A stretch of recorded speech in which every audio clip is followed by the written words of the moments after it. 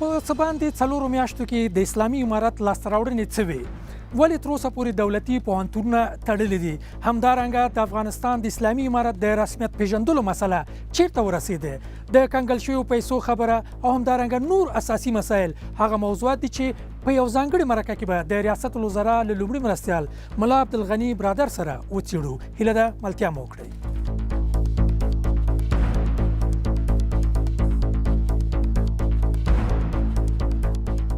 ډیره زیاته مننه کوم ښاغلی برادر چې موږ ته مو د مرکې دپاره وخت راکړ.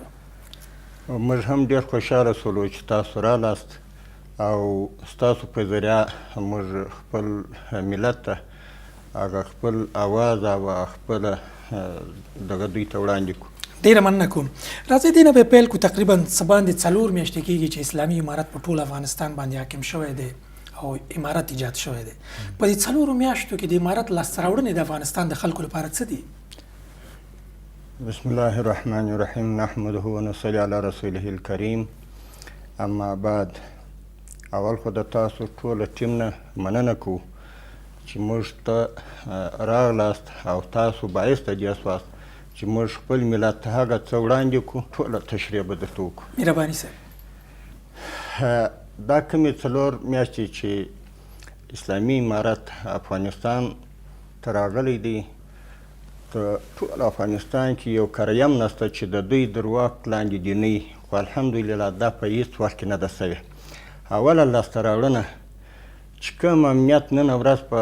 افغانستان کې وجود لري، دا زه فکر نه کوم چې په داسې تازه حالاتو کې دي په بل ملک کې وجود ولري چې داسې یو نظام د تازه حال راشي، په تازه حال دې راشي او داسې یو دغه دې ولري، یو امنیت چې راولي. دا غټه لاسته راوړنه ده. بله غټه لاسته راوړنه دا چې ټوله کابینه او ټوله حکومت ټاکل شوی، ټولې ادارې فعاله شوي دي. دا غټه لاسته راوړنه ده. او دا غټه لاسته راوړنه ده چې په افغانستان کې تر هر ځای د هر ولایت، یعنې د بدخشان نیولې دا د افغانستان سر بلل کېږي، پای مقصد هرات بلل کېږي.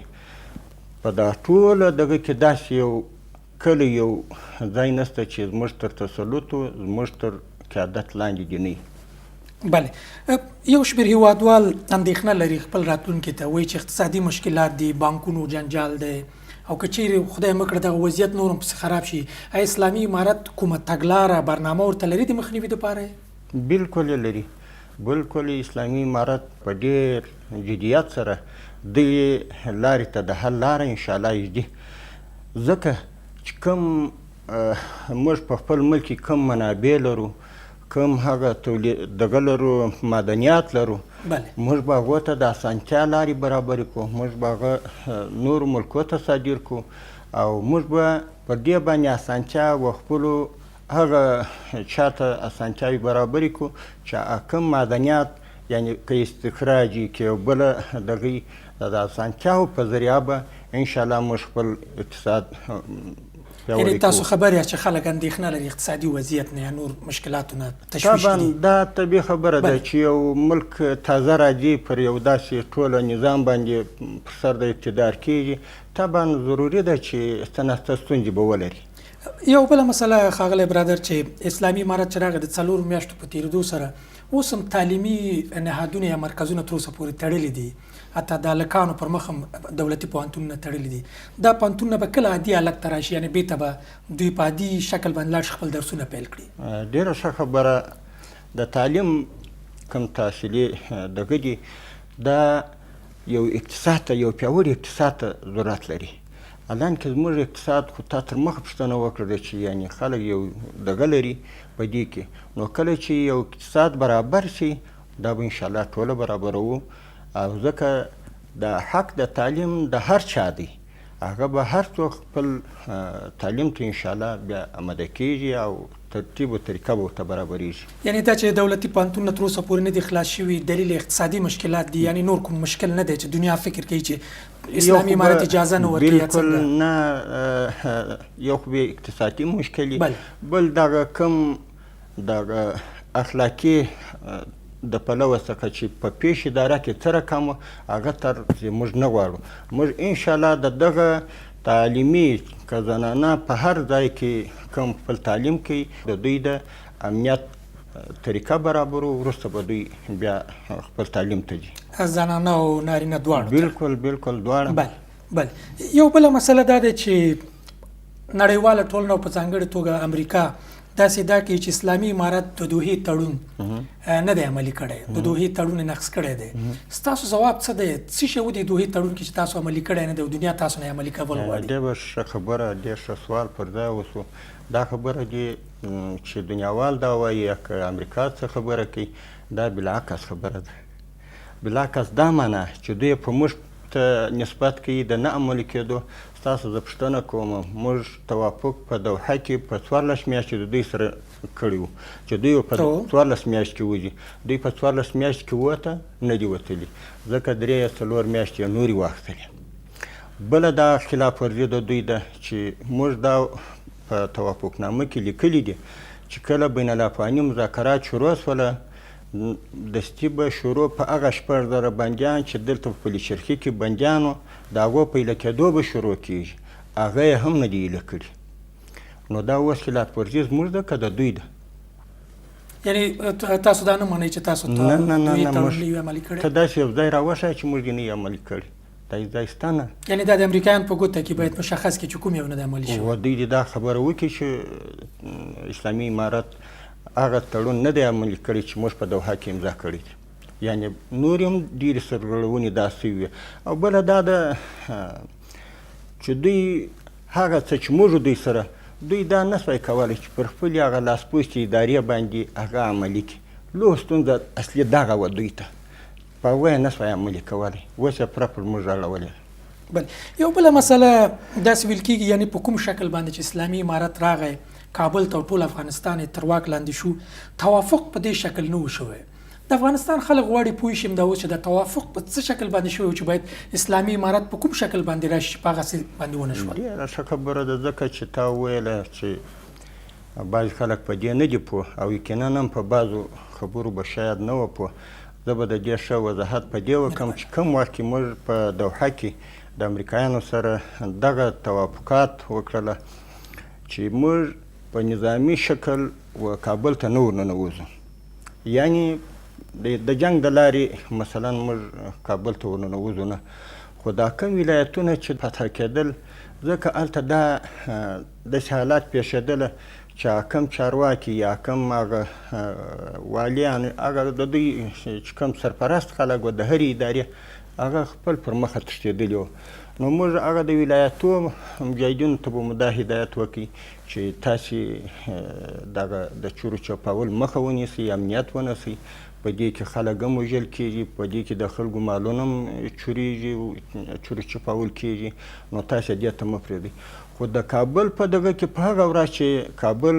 ته مجاهدین را ننوځي موږ د سهار پر 8 بجې دا اعلان وکړي چې موږ به کابل ته په نظامي شکل نه ورننوځو دا اعلان موږ وکړي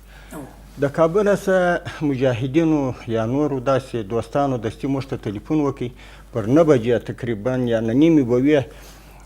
چې د کابل ادارې اکثره ایله سوي دي د اشرف غني څخه نیولې تر ټولو منصوبینو مقصد کم ادارې کم دفترونه هغه ټوله خالي دي حتی اوس عام خلک دې ته آماده دي چې ورځي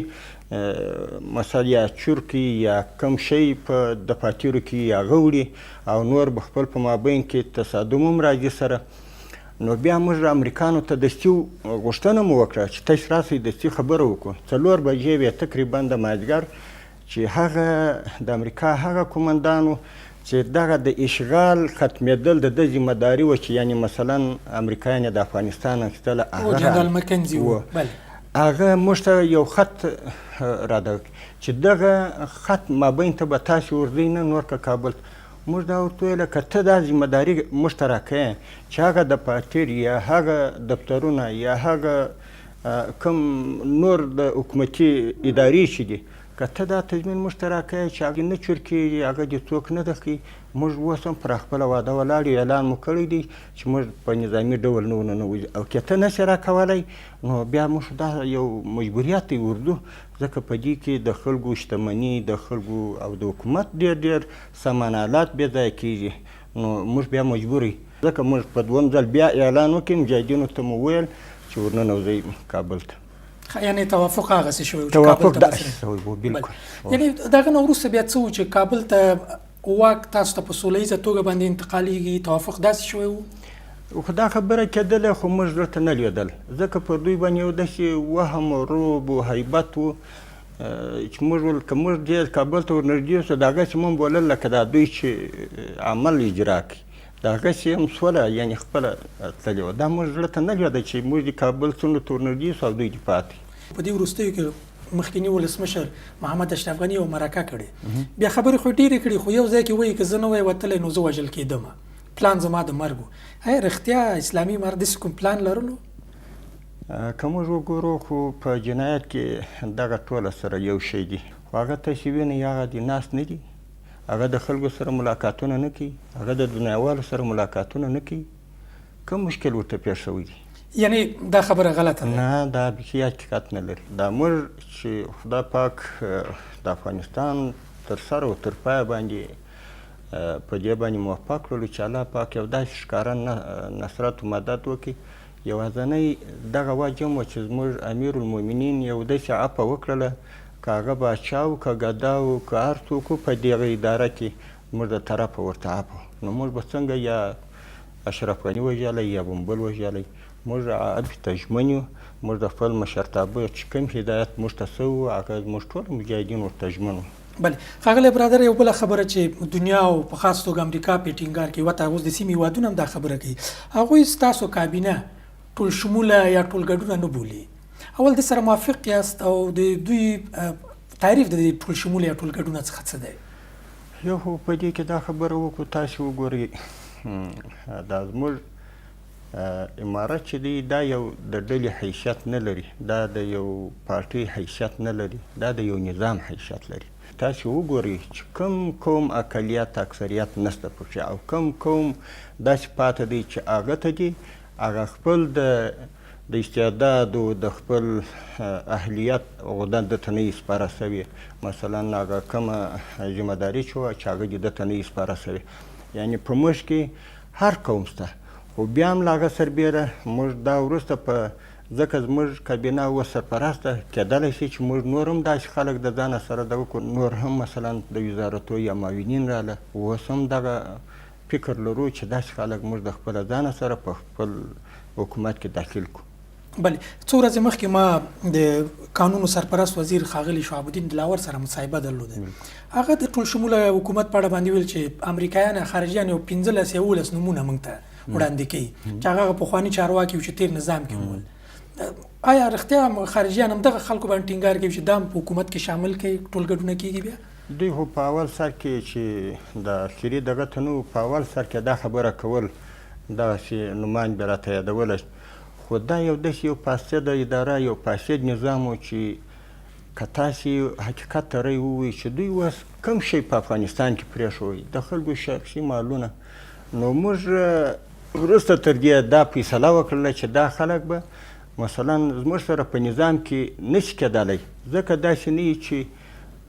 دا خو که یو 15 کس یا ټول نظام هم په بدنامیږي ځکه دی د خپل عادت څخه اوړي نه چا کوم عادت درلودی که د فساد که د غلا او که د قتل او که د هر شي و هغه به دی بیا هم کوي نو ځکه موږ خپل نظام په داسې خلکو باندې نه بدناموو نه په خپل دغه کې راولو او بیا له هغه نومانو ماشي او نور داسې خلک شته پکښې کې کېدلی شي په تدریج باندې موږ هغه خلک بیا د ځانه سره ملګري کړو ډېر ښه یو بل شی چې دنیا په هغه باندې ټینګار کوي او وایي چې اسلامي امارت بشري حقونو ته درناوی نه لري ځواب مو څه دی ورته نو چې زه اوس خبره درته وکړم بشري حقونو ته امریکا درناوی نه لري که موږ نه لرو د افغانستان پر کوم حال پرېښوی پیسې چې دا اوس د اشرف غني دپاره دا 9 میلیارده پیسې راغلي وې که د افغانستان د ملت دپاره راغلي وې دا جهاني بانک چې د خلکو د ډاکټرانو مثلا هغه تنخواګانې بندې کړلې دا اوس د اسلامي امارت د دغه څخه وه که د دې ملت یو شتمني وه دا ډاکټر خو یو زما هم قریب ورور دی ستا هم قریب ورور دی ځکه خو ستا هم تداوي کوي زما هم تداوي کوي دا خو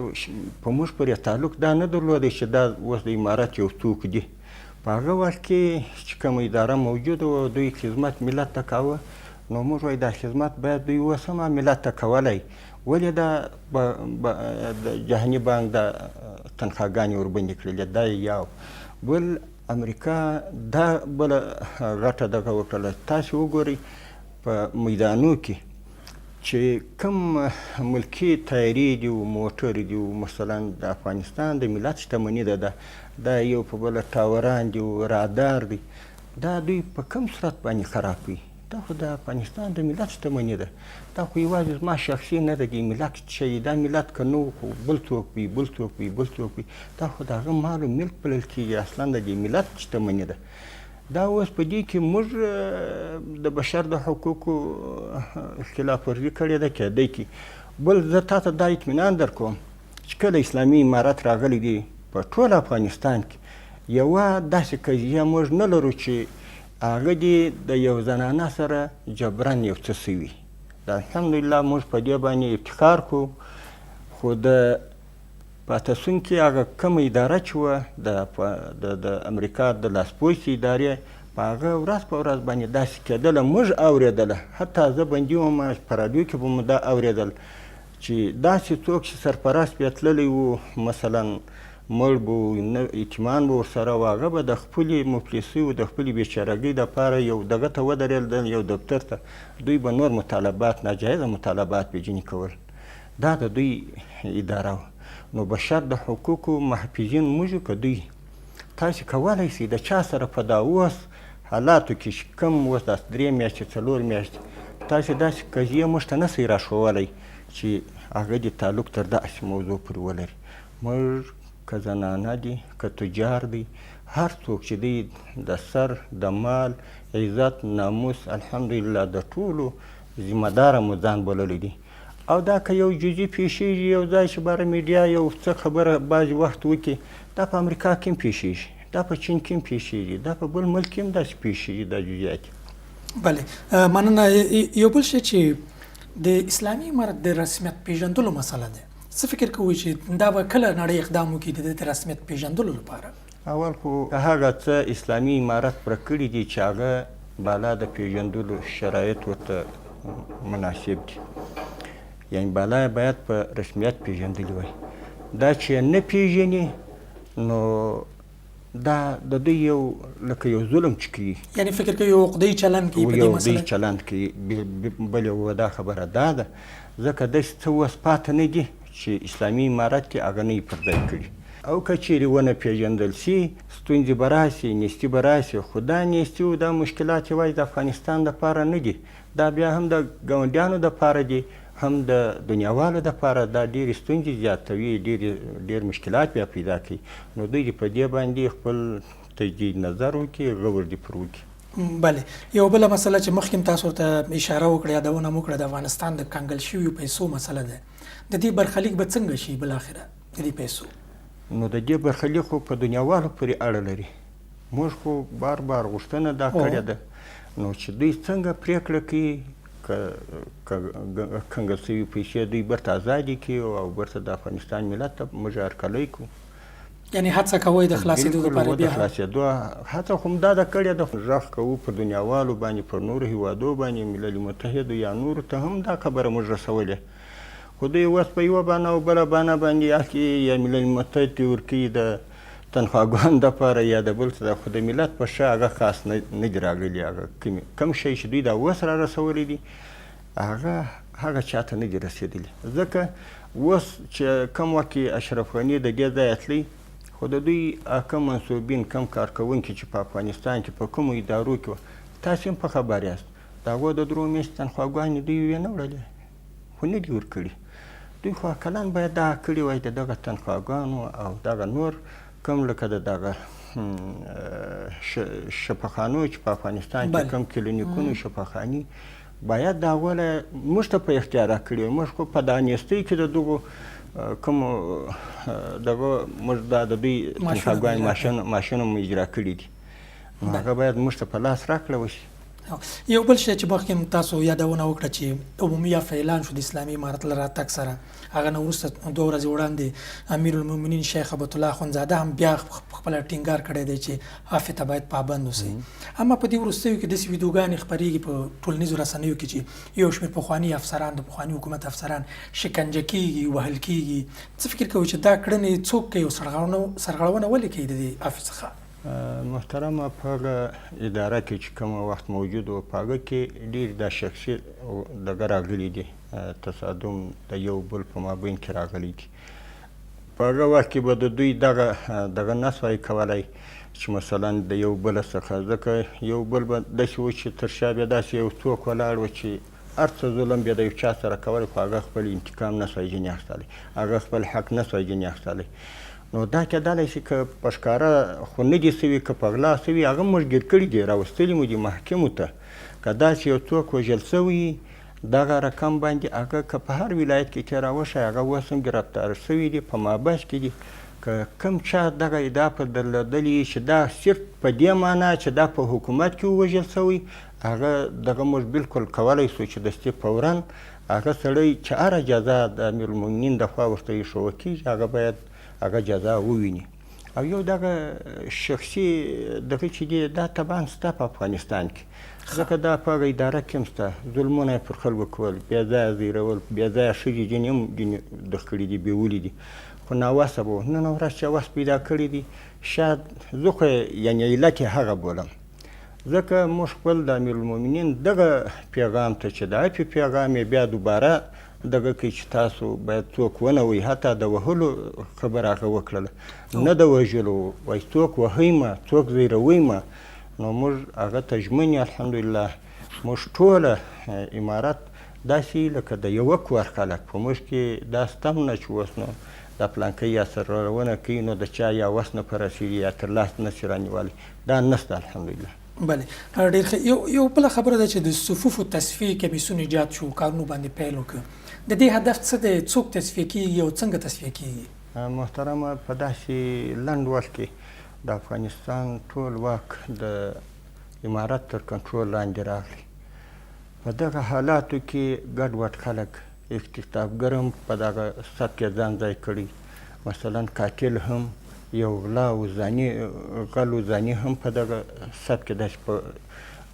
په ټکي شکل، یعنې د غلا په شکل باندې په دغه سب کې په یوه ځای او بل ځای کې لیدول سوي وه، چې دغه بعضې اعمال به هم شاید د داسې خلکو د سره کېدل. نو ځکه موږ دې ته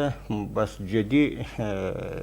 کمیټه وټاکل چې دا سب به د سر او تر پایه پورې ټوله تصفیه کوي، چې کوم پخواني خلک غله، زاني، قاتل، بل مجرم، دا ټوله تر لاس ونه شي د دې سب وباسي. موږ د سب د تصفیې څخه مراد دغه خبره ده. ښه، ډېر ښه. یو شمېر پخواني سیاسیون یا چارواکي چې دلته ول په دې 20 کلونو کې اوس له هېواده بهر دي، دوی د یو بل مقاومت د پیل خبره کوي ستاسو په وړاندې، ځواب دوی ته څه دی؟ جواب مو دوی ته دغه دی چې دا 45 ورسره وسره تر امریکا ځمکه و اسمان ټوله د دوی په واک په اختیار کې. هغه وخت دوی ونه کړله سوای چې مثلا دوی خپل ځان تکیه کړي په افغانستان کې. آیا دوی به نو اوس دغه ایسې د میډیا د لارې یو دغه دی د خلکو ذهنو ته و د خلکو فکرو ته، مقصد دا یو بد پیغام دی رسوي. نور خو موږ په دې باندې مطمئن یو چې په ټول افغانستان کې چې کوم ساحه ده، دوی به دغه توان ونه لري چې یو کریا دي دوی خپل تر واک تر اختیار لاندې. الحمدلله موږ ته چې وضعیت معلومیږي، دا څه نه کولی شي چې د میډیا پر مخ باندې یو خبره ده دنیا خپل ملک یې دخلي چې هغه نو باز به داسې وي چې شاید دغه د اسلامي نظام قایمول یې خوښ نه وي، دغه یو شرعي نظام یې خوښ نه وي، نو هغه خامخا کېدلی چې خبره پر غوږ ونه شي. بله، یو بله خبره چې د ملګرو ملتونو سازمان په افغانستان کې بشري ناورین خبره کوي چې بشري ناورین به رامنځته شي. مخکې تاسو اشاره وکړه چې آیا دې سره موافق یاست چې اقتصادي وضعیت په دې شکل وي بشري ناورین به رامنځته شي او د مخنیوي لپاره یې څه لارې چارې هم لټولې ورته؟ بالکل الحمدلله. موږ چې کوم هغه معدن چې په افغانستان کې دي په هغو مو ډېر جدي کار شروع کړی دي. هغه مو صنعتکارانو مثلا کم پانګونې والا چې دي یا کم نور تجاران چې دي، دا تجاران بله ورځ هم ما راغوښتي وه، دا صنعتکاران هم راغوښتي وه.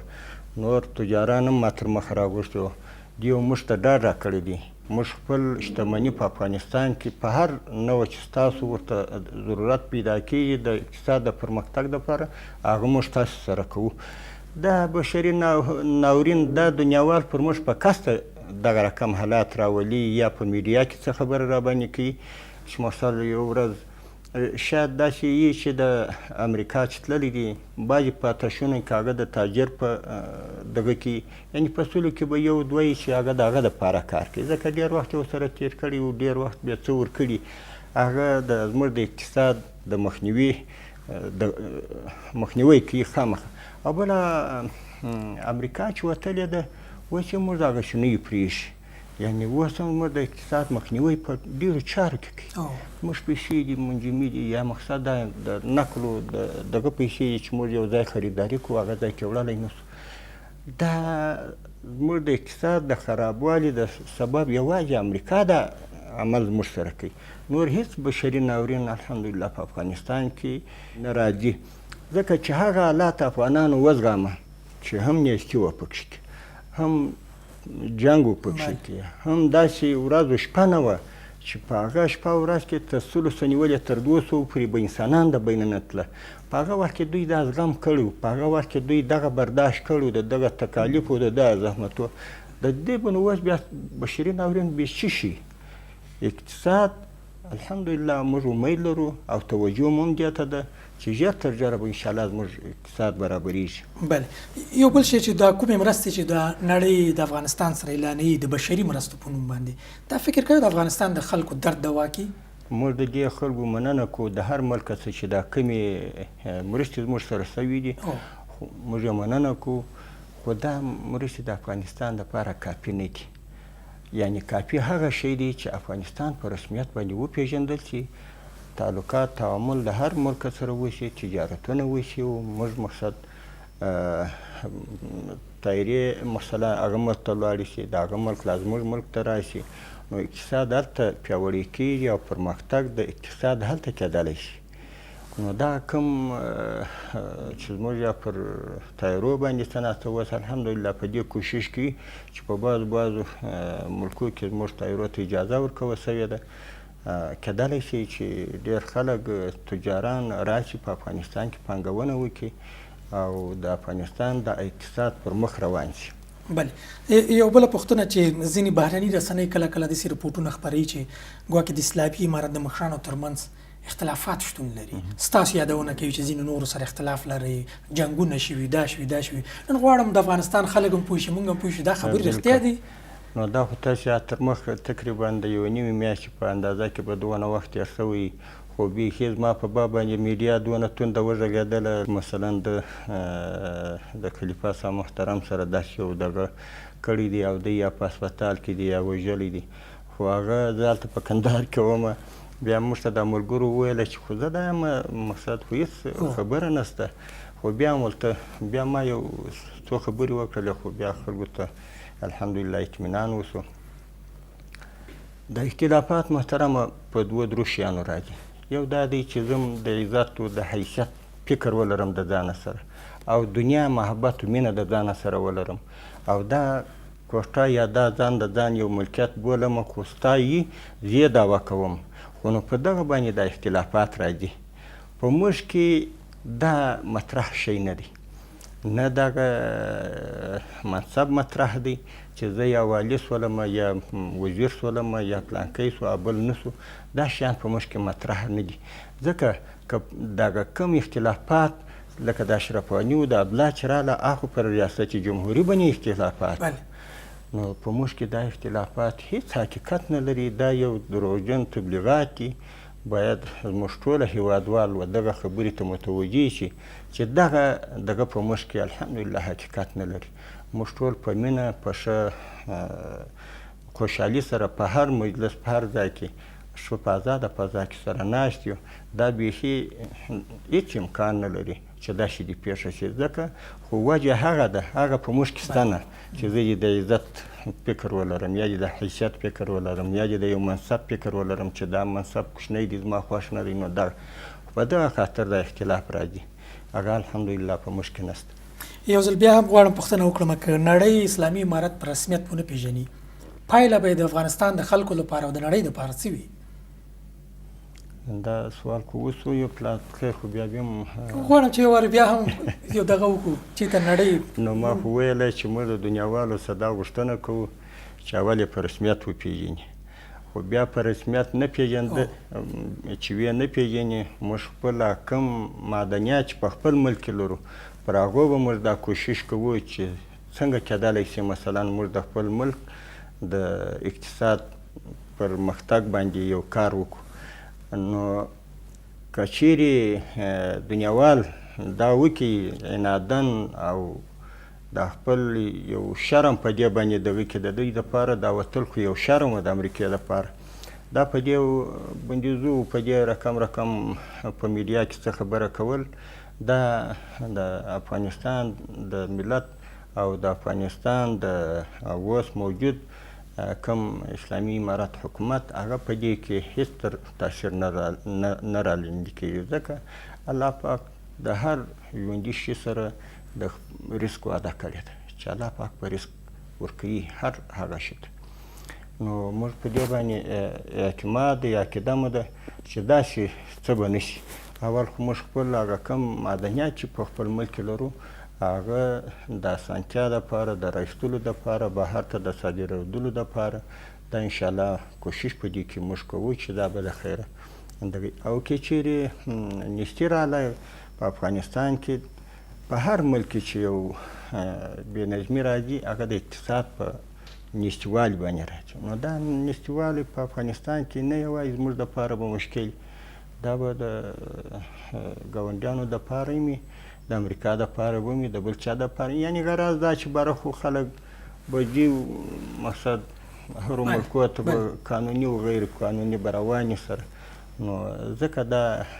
پیل یې ښه به نه وي که ونه پېژني خو بیا موږ په دې باندې معتمد یو موږ په دې باندې اعتماد دی چې یوازې دا رسمیت پېژندنه زموږ د رزق سبب نشي کېدلی د افغانانو پیغام مو ملت ته څه دی د افغانستان خلکو ته کیدای شي همدا اوس تمه ولري چې تاسو نه یو څه واوري موږ د طرف اول خو ټوله د افغانستان ملت او مسلمان ملت چې په اصل کې نه نوي مسلمانان دي الحمدلله اول سلام وړاندې کوو دوهم دا وایو چې څنګه د اسلامي امارت کم حکومت دی کمې مشران دي هغو څخه د خیر دعاګانې وکړي چې هغه د خپل ملک دپاره یو داسې خدمت وکړي چې د هر یتیم د هر شهید د هر کور پوښتنه او دروېژنه وکړي او هر چاته خپل حق و حقوق ورسوي د دوی دپاره تعلیمي بورسونه او تعلیمي ځایونه برابر کړي او د اقتصاد په خاطر باندې دوی ته یو داسې کار پیدا کړي چې د دوی د ژوندانه یو داسې کار و کسب ولري چې د خپلو بچیانو لپاره مثلا یو څه پیدا کړي او هغه څه چې نیستي ده لکه څنګه په هغه حالاتو باندې چې صبر کړی و بیا دې موږ دا دوی ته یو توصیه ده صبر دې وکړي بېصبري دې نه کړي انشاءالله موږ په دې باندې جدي کوشش کوو چې د خپل افغان ملت دپاره خپلې موږ هغه بېحده بې اندازې خپل کوشش کوو چې کوم وخت کې زموږ یو مجلس د مشرانو وي موږ پر اقتصاد باندې او د خپل ملک د بهبود دپاره دا خبره کړې ده امنیت خو الحمدلله که ووایم که سل په سل کې نه وي خو انشاءالله وي به دوم د بیکارۍ دغه د هغه هم انشاءالله کېدلی شي دریم یې د تعلیمو د دغه په باره کې دی هغه هم انشاءالله کېدلی شي نو څوک چې مایوسي نه کوي ټول دې مطمئن اوسي هر څه هستي و نیستي دا د الله د جانبه ده چې چا ته یې ورکوي د هستي دا د هغه انسان د عزت سبب نشي کېدلی دا امتحان دی چې الله پاک یې پرې کوي نیستي د انسان د ذلالت سبب نشي کېدلی که یو څوک نیستمن نو دا به ذلیل دا صرف د الله پاک یو امتحان دی چې په دا سړي کوي فقط یو پوښتنه که شخصي اجازه مې وي زه غواړم پوښتنه وکړم چې څو بچیان لرئ تعلیم پې باندې کوئ او خپله غیر فارغ وخت کې چې سره علاقمندي لرئ چې کوم خاص کاري البته که غواړئ ځواب راکړئ یقینا که درته ووایو موږ د خپلو بچیانو د تعلیم دپاره فارغه سوي نه یو په هر ځای کې چې یو د خپله کوره به ورک وو یوه پلا خو مثلا هغه سلسله وه بیا په جهادي امورو اخته وو په میاشتو میاشتو به مقصد موږ د خپل کور لیده کاته نه سوی کولی خو چې څنګه موږ بل چاته امر و دغه په تعلیم باندې کو نو موږ په خپل کور کې هم الحمدلله کوم وخت کې فارغه شم ما 3 بچیان دا دستربندي یې کړي دي کتابونه یې خلاص کړي دي نو څلورم سږ کال خلاصېږي چې دا په دې ودرېده چې د جهاد په امورو کې ډېر وخت تېر کړی که نیم مشر دی تر دا نورو درو بیا مشر دی خو بیا هم دی اوس پاته دی نو بس هغه کوم وخت د جهاد نور په کور کې هم الحمدلله لورګانې موږ غټانې داسې خاص لورګانې نه لرو کوم بچي چې مو دي هغه اوس هم په خپل کور کې تر تعلیم لاندې دي خو په خپل کور کې درس ورکوو ډیره مننه کوم د افغانستان د اسلامي امارت د ریاست الوزرا لومړی مرستیال ملا عبدالغني برادر اخوند چې موږ سره مو مرکه وکړه وخت مو راکړ کور مو ودان ستا نه هم ډېره مننه ستا د ټول ټیم له ډېره مننه چې موږ اواز مو خپلو مسلمانانو او خپل ملت ته ورساوه ډېر په دې کې داسې خبرې وې چې شاید پر دوی به پوشیده وې په خبر به نه وه نو هغه دی الحمدلله موږ چې څونه په فکر کې وه هغه تشریح مو وکړه ډیره مننه کوم ستاسو لیدونکو نه مننه کوم چې ملتیا مو کړه تر بیا د خدای په امان